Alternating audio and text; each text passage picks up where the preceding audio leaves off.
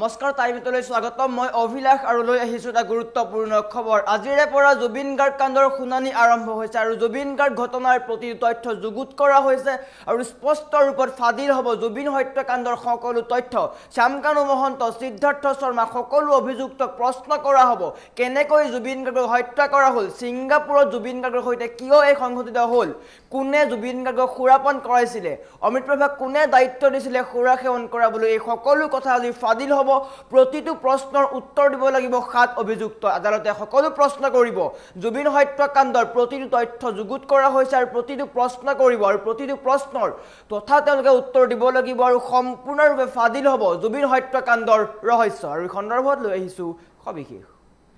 জনাই আছো ডাঙৰ খবৰ টাইমেট বিগ ব্ৰেকিং আজিৰে পৰা আৰম্ভ হৈছে জুবিন গাৰ্গ কাণ্ডৰ শুনানি আজিৰে পৰা জুবিন হত্যাকাণ্ডৰ শুনানি আৰম্ভ হৈছে কোনে কেনেকৈ সংগঠিত কৰিলে এই কাণ্ড ছিংগাপুৰত কেনেকৈ সংগঠিত কৰিলে এই কাণ্ড সকলো ৰহস্য ফাদিল হ'ব সাত অভিযুক্ত শ্যামকানু মহন্ত সিদ্ধাৰ্থ শৰ্মা শেখৰ অমিত প্ৰভা সন্দীপন সমান্তৰালকৈ 2 PSৰ ৰহস্য ফাদিল হ'ব ভাৰ্চুৱেলি লোৱা হ'ব সাত অভিযুক্তৰ ভাষ্য নিৰাপত্তাৰ খাতিৰত ভাৰ্চুৱেলি লোৱা হ'ব অভিযুক্তৰ ভাষ্য তেওঁলোকৰ ভাৰ্চুৱেলি ভাষ্য গ্ৰহণ কৰা হ'ব আৰু জুবিন গাৰ্গক কিদৰে কৰা হ'ল হত্যা সকলো ক'ব লাগিব আটাইকেইজন অভিযুক্তই সকলো অভিযুক্তই তথ্য সহকাৰে ক'ব লাগিব চাৰ্জশ্বিটত থকা প্ৰতিটো অভিযোগৰ প্ৰমাণ প্ৰতিফলিত হ'ব আদালতক ক'ব লাগিব ছিংগাপুৰ ঘটনাৰ সকলো কথা প্ৰতিটো কথা আদালতক ক'ব লাগিব কেনেকৈ কি হৈছিল 19 ছেপ্টেম্বৰৰ দিনা জুবিন গাৰ্গ প্ৰায় ৭৫ মিনিট সময় সাগৰৰ পাৰত পৰি থকা বুলিও উল্লেখ আছে সেই কথাও ক'ব লাগিব ইয়ট পাৰ্টিৰ কোনে আৰু কাৰ অন্তৰালত আয়োজন হৈছিল সেই কথাও স্পষ্ট কৰিব লাগিব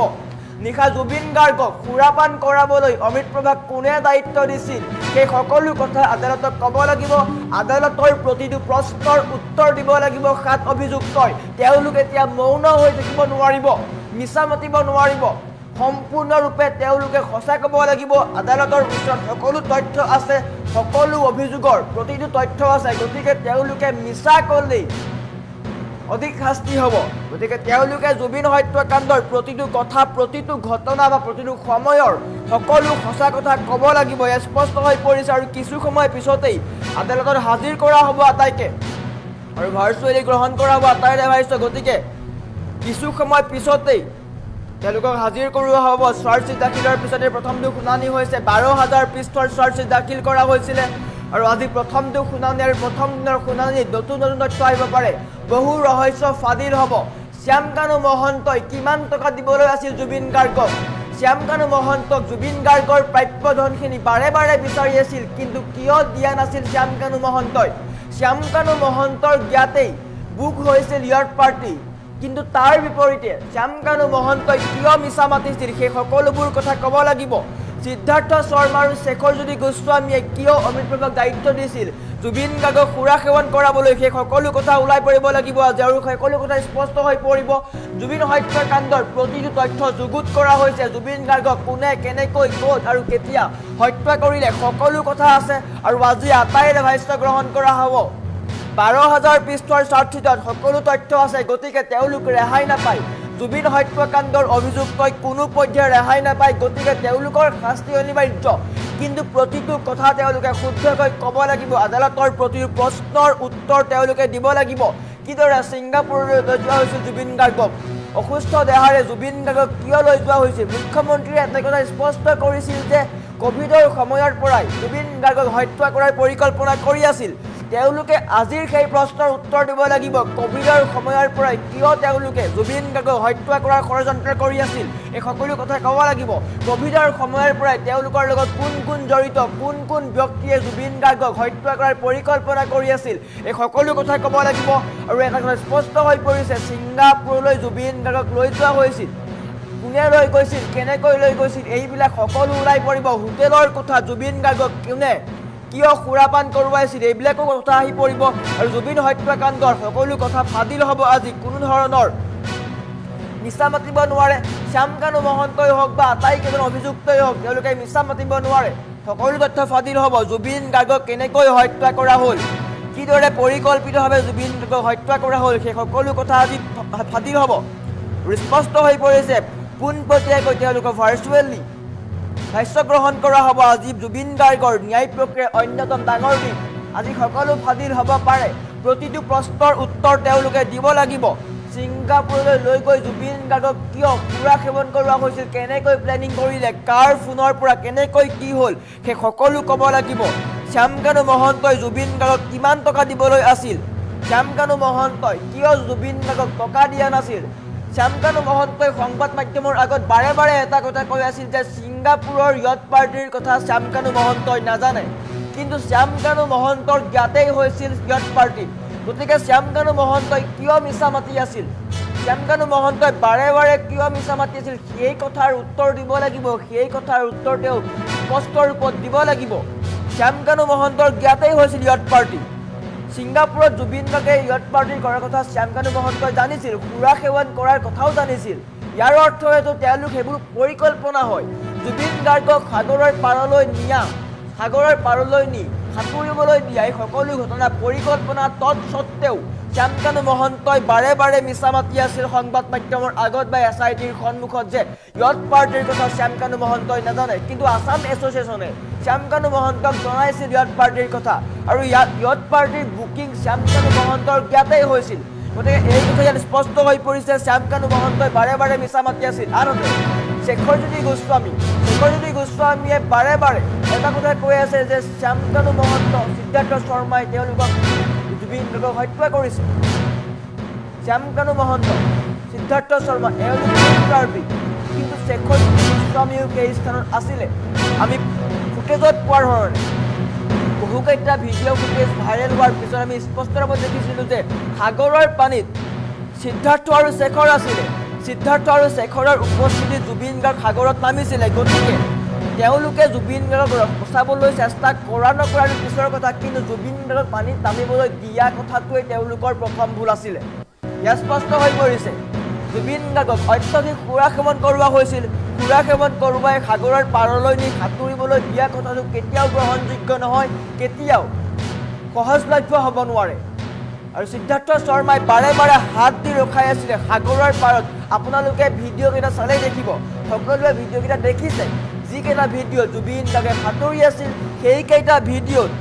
সিদ্ধাৰ্থই বাৰে বাৰে হাত বাউলি দি আঁতৰাই আছিলে যে জুবিন গাৰ্গৰ ওচৰলৈ যাব নালাগে। তেনেস্থলত কি ধৰণে ছিংগাপুৰত জুবিন গাৰ্গক নিৰাপত্তা দিছিল তেওঁলোকে, সেয়াও স্পষ্ট হৈ পৰিব। আজি কোনে কেনেকৈ কিয় হত্যা কৰিলে সেইবিলাক সকলো আহি পৰিব। প্ৰতিটো তথ্য ফাদিল হ'ব। জুবিন হত্যাকাণ্ডৰ A to Z তথ্য আহি পৰিছে। দুখীয়ে ৰেহাই নাপায়, কোনো কাৰণত ৰেহাই নাপায়। প্ৰতিটো ঘটনাৰ প্ৰতিটো তথ্য যুগুত কৰা হৈছে। ছিংগাপুৰলৈ যোৱাৰ সময়ৰ পৰা জুবিন গাৰ্গ মৃত্যু হোৱাৰ সময়লৈকে প্ৰতিটো তথ্য ইতিমধ্যে লাভ কৰিছে SITয়ে। হোটেলৰ কেমেৰাৰ পৰাও CCTV কেমেৰাৰ ফুটেজ সংগ্ৰহ কৰা হৈছে, কেনেকৈ কি কৰা হৈছিল সকলো কথা ফাদিল হৈছে। সম্পূৰ্ণৰূপে এইবোৰ হত্যাকাণ্ড অমিত প্ৰভাত কোনে দায়িত্ব দিছিল ফোন কৰিবলৈ বা জুবিন গাৰ্গক সুৰাপান কৰোৱাবলৈ, সেয়াও যি স্পষ্ট হৈ পৰিব। বাক্সা কাৰাগাৰত আছে শ্যামকানু মহন্ত, সিদ্ধাৰ্থ, সন্দীপন, আনহাতে হাফলং কাৰাগাৰত শেখৰ আৰু অমিত প্ৰভা। গতিকে এইকেইগৰাকী ব্যক্তি মূল অভিযুক্ত, তেওঁলোকেই কালপিত। এগৰাকীয়ে হত্যা কৰিছে, বাকীকেইজনে সহায় কৰিছে। গতিকে এওঁলোকৰ কঠোৰৰ পৰা কঠোৰ শাস্তি হ'ব। আৰু ইয়াৰ পৰা স্পষ্ট হৈ পৰিছে জুবিন গাৰ্গক হত্যা কৰাৰ পৰিকল্পনা তেওঁলোকে ক'ভিডৰ আগৰ পৰাই কৰি আছিল বা ক'ভিডৰ সময়ৰ পৰাই কৰি আছিল। কোনে কৰিছিল, কেনেকৈ কৰিছিল, সেই সকলো কথা আজি ওলাই পৰিব। আৰু মাত্ৰ কেইটামান মুহূৰ্তৰ পিছতে আদালতৰ কাম আৰম্ভ হ'ব, শুনানি আৰম্ভ হ'ব, আৰু আদালতে কি সিদ্ধান্ত লয় সেয়া গ্ৰহণযোগ্য হ'ব, সেয়া লক্ষণীয় হ'ব। কিন্তু মূল কথাটো হৈছে শ্যামকানু মহন্ত, সিদ্ধাৰ্থ শৰ্মা, শেখৰজ্যোতি গোস্বামী, সন্দীপন আৰু অমিত কুমাৰ জ্ঞাতাৰ্থে এইসমূহ কাম হৈছিলে নেকি, সেয়া স্পষ্ট হৈ পৰিব আজি। শ্যামকানু মহন্তই কিয় বাৰে বাৰে মিছা মাতিছিল, শ্যামকানু মহন্তই জুবিন গাৰ্গক কিয় নিৰাপত্তা দিব নোৱাৰিলে, নিৰাপত্তা দিব নোৱাৰিলে নে নিৰাপত্তা নিদিওঁ বুলি নিদিলে, সেয়া যি স্পষ্ট হৈ পৰিব। সিদ্ধাৰ্থ শৰ্মাই কিয় জুবিন গাৰ্গক নিৰাপত্তা দিব নোৱাৰিলে, ইয়াক সকলো পৰিকল্পনা নেকি, শেখৰজ্যোতি গোস্বামীয়ে কিয় জুবিন গাৰ্গৰ সৈতে এনেকুৱা কৰিলে, অমিত প্ৰভাই টকাৰ কাৰণে কৰিলে নে অন্য কিবা কাৰণত কৰিলে এই কাণ্ড, এই সকলো আজি স্পষ্ট হৈ পৰিব। গতিকে আৰু মাত্ৰ কেইটামান ক্ষণৰ পাছতেই ভাৰ্চুৱেলি তেওঁলোকৰ ভাষ্য গ্ৰহণ কৰা হ'ব, তেওঁলোকক সাক্ষ্য গ্ৰহণ কৰা হ'ব। আৰু আদালতৰ প্ৰতিটো প্ৰশ্নৰ উত্তৰ তেওঁলোকে দিব লাগিব, আদালতৰ সকলো প্ৰশ্নৰ উত্তৰ তেওঁলোকে দিব লাগিব। আৰু আদালতে A to Z সকলো কথা সুধিব এফালৰ পৰা প্ৰথম কথা শ্যামকানু মহন্তই জুবিন গাৰ্গক দিবলৈ থকা টকা কিয় দিয়া নাছিল প্ৰথম কথা দ্বিতীয় কথা শ্যামকানু মহন্তৰ জ্ঞাতাৰ্থেই হৈছিল য়ত পাৰ্টি কিয় মিছা মাতিছিল শ্যামকানু মহন্তই তৃতীয় কথা জুবিন গাৰ্গক নৰ্থ ইষ্ট ফেষ্টিভেললৈ কিয় লৈ যোৱা হৈছিল জুবিন গাৰ্গৰ অনিষ্ট সত্ত্বেও তৃতীয় কথা চতুৰ্থ কথা জুবিন গাৰ্গৰ অনুষ্ঠানৰ নামত লাখ লাখ কোটি কোটি টকাৰ আত্মসাৎ কৰিছিল এইকেইজন ব্যক্তিয়ে কিয় পঞ্চম কথা শ্যামকানু মহন্তই কাক কি নিৰ্দেশ দিছিল 6 নম্বৰ কথা অমৃতপ্ৰভাক কোনে দায়িত্ব দিছিল সুৰা সেৱন কৰাবলৈ সকলো কথা ওলাই পৰিব আৰু মাত্ৰ কেইটামান দিনৰ পাছতে জুবিন হত্যাকাণ্ডৰ প্ৰতিটো তথ্য ফাদিল হ'ব টু জেড ফাদিল হ'ব গতিকে সকলো অপেক্ষা কৰক ন্যায়িক প্ৰক্ৰিয়া আৰম্ভ হৈ গৈছে জুবিন গাৰ্গৰ হত্যাকাৰীয়ে কঠোৰৰ পৰা কঠোৰ শাস্তি পাব তেওঁলোকে ৰেহাই নাপায় আৰু শীঘ্ৰেই জুবিন গাৰ্গে ন্যায় লাভ কৰিব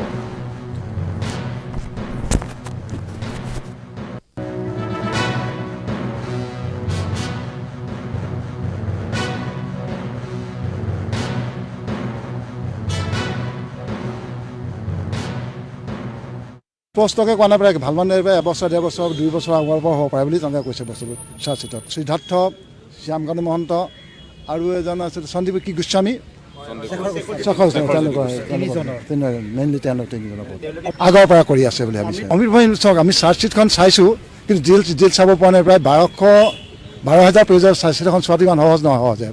আৰু সকলোৱে 395জন উইটনেছ ওলাইছে তেওঁলোকে সকলো ষ্টেটমেণ্ট ল'বলৈ আমাৰ এই মতে সম্ভৱ নহয় একেদিনাখনে 11টা ভলিউমত তেওঁলোকে চাৰ্জশ্বিট দাখিল কৰিছে 11 ভলিউম তাৰে 2টা ভলিউম তেওঁলোকে চাৰ্জশ্বিটেই দিছে বাকী 9টা বিভিন্ন ডকুমেণ্টছ চিজ কৰিছে পেন ড্ৰাইভ চিজ কৰিছে আৰু এনেকুৱা ধৰণে এটা ইমান কালাৰফুল তেওঁলোকে এটা স্ক্ৰীণ দেন প্ৰডাক্ট কৰি পৰিছে যিটো কজ প্লেছ অফ ক্ৰাইমছৰ ইমান সুন্দৰকৈ তেওঁলোকে হেৰি কৰিছে নহয় তাই কেইবাৰে হেৰি ক'ত দিয়া আছে যিটো টিপিলে বস্তু গোটেই বস্তু পিকচাৰ ওলাই পৰিব সেইবিলাক খুলি চাব পৰা নাই এতিয়া যেতিয়া ট্ৰায়েলত আহিব তেওঁ 16 তাৰিখে ডেট দি আছে এপিয়েঞ্চত তেতিয়াও গম পোৱা যাব বস্তুটো ক'ত কি আছে বস্তু লৈছে অনাবল ছিজন কোৰ্টে কৰ্ডিনেটৰলৈকে তেওঁলোকে এপিয়েঞ্চৰ কাৰণে যে 16 ডিচেম্বৰ তেওঁলোকে যিহেতু এপিয়েঞ্চৰ ডেট আছে সেইদিনা তেওঁলোকে তাতে এপিয়েঞ্চ বুলি এপিয়াৰ বুলি তেওঁলোকে ডাইৰেকশ্যন দিয়া আছে সাক্ষীৰ একচুৱেল নাম্বাৰটো কিমান 395 অধিবক্তা মই আগতেও কৈছোঁ এতিয়ালৈকে তেওঁলোকে বিচৰা নাই আৰু বিচাৰিছে যদিও আমি নাজানো কিন্তু আমাৰ কোৰ্টে যি অৰ্ডাৰ দি থৈ দিয়া আছে কোনো LADC বা কোনো ডিভিজন কাউন্সিল এতিয়ালৈকে এপিয়াৰ হোৱা নাই কিন্তু পৰিণাম শ্যামকানু মহন্ত মিছেছ আমাৰ 12লৈ গৈছে যিটো মই 12ৰ প্ৰেচিডেণ্টৰ কাৰণে গৈছিলে আমি ক'লোঁ যে এতিয়ালৈকে আমি সিদ্ধান্ত গ্ৰহণ কৰিব নোৱাৰোঁ যে আমি কোনো এডভোকেটক আমি কোনোবাই যদি পাৰ্চনেলি কিবা কৰে ক'ব নোৱাৰোঁ কিন্তু এছ'চিয়েশ্যন আমি কেতিয়াও আমি এডভোকেট নিয়োগ কৰিবৰ কাৰণে আমি ক'ব নোৱাৰোঁ বস্তুটো আমি আহ্বান জনাইছে আমি সিদ্ধান্ত লোৱা নাই পৰিণাম তেওঁ আহিছে মিছেছ আহিছে আমি এতিয়ালৈকে সিদ্ধান্ত লোৱা নাই আমি কি কৰোঁ এইটো পিছত চিন্তা কৰিম মই এতিয়া ওপৰৰ পৰা চাই যিটো দেখালোঁ SIT বৰ সুন্দৰকৈ তেওঁলোকে ইনভেষ্টিগেশ্যন কৰিছে মই বহুতবিলাক কেছ দেখা পাইছোঁ আগৰ SIT বেলেগ কেছো আছে বা CID বহুত কেছ আছে BIO বহুত কেছ আছে কিন্তু এইখন এখন যিখন চাৰ্জশ্বিট দাখিল কৰিছে সুন্দৰভাৱে তেওঁলোকে দাখিল কৰিছে মই ইয়াত খুঁটি কোনো দেখা পাইছে কোনো খুঁটি নাই তেওঁলোকে ৰখা নাই কোনো এনে খুঁটি নকৰাকৈ তেওঁলোকে চাৰ্জশ্বিট দাখিল কৰিছে মই প্ৰচিকিউশ্যনৰ কাৰণে সুন্দৰ হ'ব এইটো এষ্টাব্লিছ কৰিবৰ কাৰণে ভৱিষ্যতে সেই বস্তুটো চাৰ্জশ্বিটতো উল্লেখ তেনেকৈ আমি পিছত ট্ৰায়েলত ওলাব ছিংগাপুৰলৈ নোযোৱাকৈ 3জন মানুহ গৈছিলে DIG আমি ADGP গৈছিলে আৰু 2জন ডাঙৰ অফিচাৰ গৈছিলে অঁ সেইবিলাক বস্তু সেইবিলাক ইয়াত চাৰ্জশ্বিটত সোমাইছে সেইবিলাক আমি চাব লাগিব এতিয়া আমি 12টা ভলিউম 12,000 পেজৰ চোৱালৈ উইদিন হাফ এন আৱাৰ সম্ভৱ নহয় আমাৰতো মিনিমাম 4 দিন সময় গোটেই পঢ়িব লাগিব 4-5 দিন সময় লাগিব পঢ়িবৰ কাৰণে পঢ়াৰ পিছত আমি ডিটেইলছবিলাক তথ্যবিলাক আমি দাখিল কৰিম তেওঁলোকে কি ডকুমেণ্টছ প্ৰডিউচ কৰিছে কিন্তু কৈছে যে 8,000 কিমানখন তেওঁলোকে ডকুমেণ্টছ ছাবমিট কৰিছে 300 কিমানজন এক্সামিন কৰিছে 51 জনক 183 বা আগত 164 ষ্টেটমেণ্ট লৈছে এইবিলাক চকু নোচোৱাকৈ ডিটেইলছ এই মুহূৰ্তত কৈ দিয়াটো সম্ভৱ নহয় কিন্তু এটা সুন্দৰ এখন চাৰ্জশ্বিট দিছিলে আমি ক'ব পাৰিম স্পষ্টকৈ কোৱা নাই প্ৰায় ভাল মানে এবছৰ 1.5 বছৰ 2 বছৰ আগৰ পৰা হ'ব পাৰে বুলি তেওঁলোকে কৈছে বস্তুটো চাৰ্জশ্বিটত সিদ্ধাৰ্থ শ্যামকানু মহন্ত আৰু এজন আছে সন্দীপ কি গোস্বামী মেইনলি তেওঁলোক তিনিজনৰ আগৰ পৰা কৰি আছে বুলি ভাবিছে অমিত ভাই চাওক আমি চাৰ্জশ্বিটখন চাইছোঁ কিন্তু জেল চাব পৰা নাই প্ৰায় 12,000 পেজৰ চাৰ্জশ্বিট এখন চোৱাটো ইমান সহজ নহয় সহজে আৰু সকলোৱে 395জন উইটনেছ ওলাইছে তেওঁলোকে সকলো ষ্টেটমেণ্ট ল'বলৈ আমাৰ এই মতে সম্ভৱ নহয় একেদিনাখনে 11টা ভলিউমত তেওঁলোকে চাৰ্জশ্বিট দাখিল কৰিছে 11 ভলিউম তাৰে 2টা ভলিউম তেওঁলোকে চাৰ্জশ্বিটেই দিছে বাকী 9টা বিভিন্ন ডকুমেণ্টছ চিজ কৰিছে পেন ড্ৰাইভ চিজ কৰিছে আৰু এনেকুৱা ধৰণে এটা ইমান কালাৰফুল তেওঁলোকে এটা স্ক্ৰীণ দেন প্ৰডাক্ট কৰি পৰিছে যিটো কজ প্লেছ অফ ক্ৰাইমছৰ ইমান সুন্দৰকৈ তেওঁলোকে হেৰি কৰিছে নহয় তাই কেইবাৰে হেৰি ক'ত দিয়া আছে যিটো টিপিলে বস্তু গোটেই বস্তু পিকচাৰ ওলাই পৰিব সেইবিলাক আমি খুলি চাব পৰা নাই এতিয়া যে ট্ৰায়েলত আহিব তাৰপৰা 16 তাৰিখে ডেট দি আছে এপিয়েঞ্চত তেতিয়াও গম পোৱা যাব বস্তুটো ক'ত কি আছে বস্তু লৈছে অনাবল চিষ্টেম কৰোঁতে কৰ্ডিনেট তেওঁলোকে এপিয়েঞ্চৰ কাৰণে যে 16 ডিচেম্বৰ তেওঁলোকে যিহেতু এপিয়েঞ্চৰ ডেট আছে সেইদিনা তেওঁলোকে তাতে এপিয়েঞ্চ বুলি এপিয়াৰ বুলি তেওঁলোকে ডাইৰেকশ্যন দিয়া হৈছে সাক্ষীৰ একচুৱেল নাম্বাৰটো কিমান 395 মানে অধিকতে মই আগতেও কৈছোঁ এতিয়ালৈকে তেওঁলোকে বিচৰা নাই আৰু বিচাৰিছে যদিও আমি নাজানো কিন্তু আমাৰ কোৰ্টে যি অৰ্ডাৰ দি থৈ দিয়া আছে কোনো LADC বা কোনো ডিভিজন কাউন্সিলে এতিয়ালৈকে এপিয়াৰ হোৱা নাই কিন্তু পৰিণাম শ্যামকানু মহন্ত মিছেছ আমাৰ বাৰলৈ গৈছে যিটো মই বাৰৰ প্ৰেচিডেণ্টৰ কাৰণে গৈছিলে আমি ক'লোঁ যে এতিয়ালৈকে আমি সিদ্ধান্ত গ্ৰহণ কৰিব নোৱাৰোঁ যে আমি কোনো এডভোকেটক আমি কোনোবাই যদি পাৰ্চনেলি কিবা কৰে ক'ব নোৱাৰোঁ কিন্তু এছ'চিয়েশ্যন আমি কেতিয়াও আমি এডভোকেট নিয়োগ কৰিবৰ কাৰণে আমি ক'ব নোৱাৰোঁ বস্তুটো আমি আহ্বান জনাইছে কিবা তেওঁলোকে সিদ্ধান্ত লৈছেনে আপোনালোকে আমি সিদ্ধান্ত লোৱা নাই পৰিণাম তেওঁ আহিছে মিছেছ আহিছে আমি এতিয়ালৈকে সিদ্ধান্ত লোৱা নাই আমি কি কৰোঁ এইটো পিছত চিন্তা কৰিম মই এতিয়া ওপৰৰ পৰা চাই যিটো দেখালোঁ SIT বৰ সুন্দৰকৈ তেওঁলোকে ইনভেষ্টিগেশ্যন কৰিছে মই বহুতবিলাক কেছ দেখা পাইছোঁ আগৰ SIT বেলেগ কেছো আছে বা CID বহুত কেছ আছে DIও বহুত কেছ আছে কিন্তু এইখন এখন যিখন চাৰ্জশ্বিট দাখিল কৰিছে সুন্দৰভাৱে তেওঁলোকে দাখিল কৰিছে মই ইয়াত খুঁটি কোনো দেখা পাইছে কোনো খুঁটি নাই তেওঁলোকে ৰখা নাই কোনো এনে খুঁটি নকৰাকৈ তেওঁলোকে চাৰ্জশ্বিট দাখিল কৰিছে মই প্ৰচিকিউশ্যনৰ কাৰণে সুন্দৰ হ'ব এইটো এষ্টাব্লিছ কৰিবৰ কাৰণে ভৱিষ্যতে সেই বস্তুটো চাৰ্জশ্বিটতো উল্লেখ তেনেকৈ আমি পিছত ট্ৰায়েলত ওলাই পাব ছিংগাপুৰলৈ নোযোৱাকৈ 3জন মানুহ গৈছিলে DIG আমি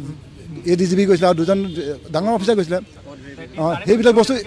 সেইবিলাক ইয়াত চাৰ্জশ্বিটত সোমাই সেইবিলাক আমি চাব লাগিব এতিয়া আমি 12টা ভলিউম 12,000 পেজৰ চোৱাটো উইদিন হাফ এন আৱাৰ্ছ সম্ভৱ নহয়